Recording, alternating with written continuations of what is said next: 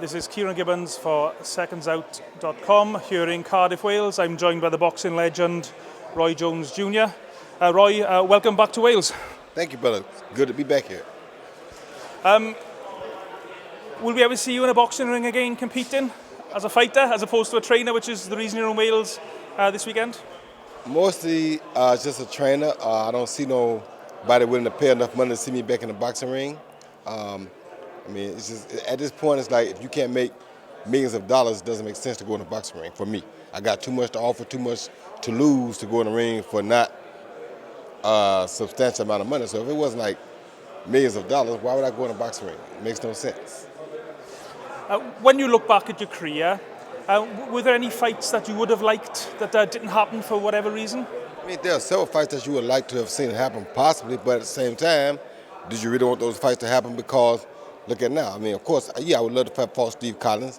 Yes, I would love to fought Joe Calzaghe in my prime, Enzo Maccarinelli in my prime. The guys I fought later, I would love to have fought them all in my prime before I went to heavyweight. Didn't do that. Just wasn't there at the time. They weren't where they were at the time when I fought them. At the same time, no regrets because I fought and did everything that I could do. Everything that I could make happen, I made happen. People say, you turn pro. I'm the only person, dead or alive, that ever turned pro as a junior middleweight and became heavyweight champion of the world. So it's like I did everything that I could do. It's like, yeah, you wanted to Benn, Collins, and Eubank and all that, but would I be training Chris Jr. today if I had fought his dad? Who knows? So it's like God always knows his plan. His plan is not my plan. I want to go off what God's plan is. And it showed me why possibly I didn't fight Eubank. Because look now, I'm trying to take his son, and who has the talent to probably be very close, if not more than when I was in boxing.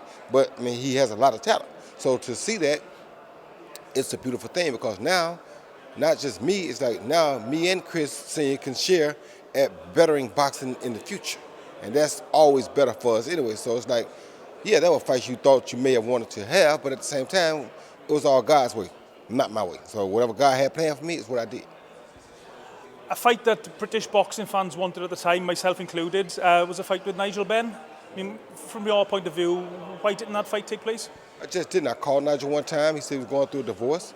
And he would call me afterwards, and we really never got back together. I guess he probably even forgot about it. Or, like I said, sometimes divorce do things to you that take you where you don't want to do it no more. And I don't know. So, but we did have a conversation. I called him because, I really wanted to fight. But I wanted to fight whoever I could at the time that people wanted to see me fight. I was not ducking and dodging nothing.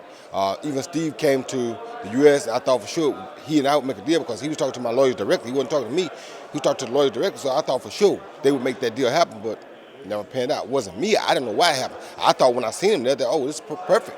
Me and him get to fight, and in the United States was even, to me at the time, was a better thing because I had just gotten robbed at the Olympics. I was kind of bitter about going outside the country. So I was like, yes, of course, come over here, let's make it happen. But I guess they never got it together, so it didn't happen. But I never not had fights because of me. I always tried to fight whoever I could fight or whoever the fans wanted to see me fight. Hence, I became heavyweight champion of the world.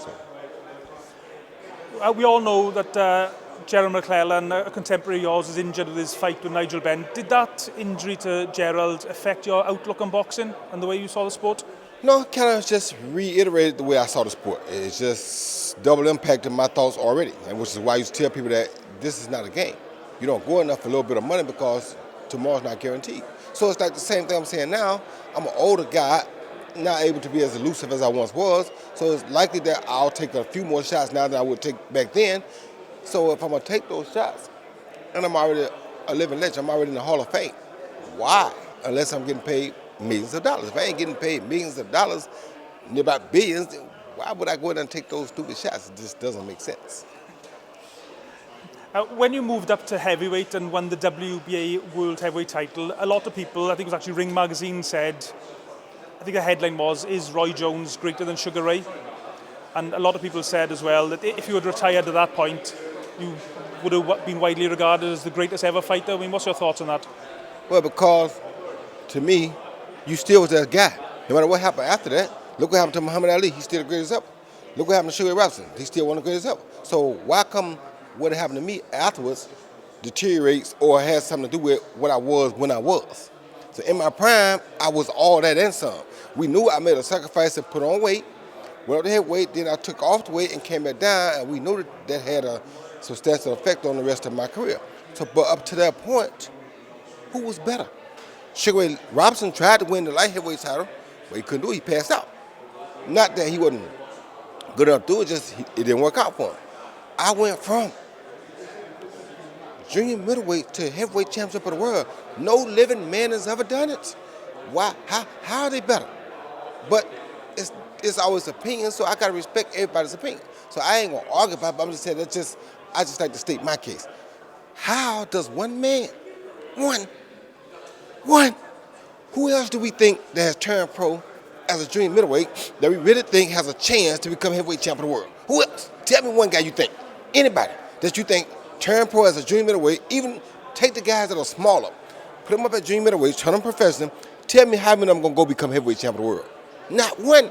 Not that we believe. Now if he do it, it'll be a miracle because we ain't going to believe it because we think they're too small.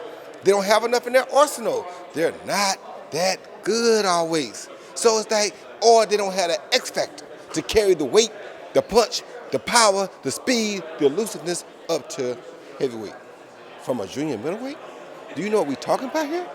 That's the most pounds covered ever by any fighter. But they say I ain't pound for pound. How?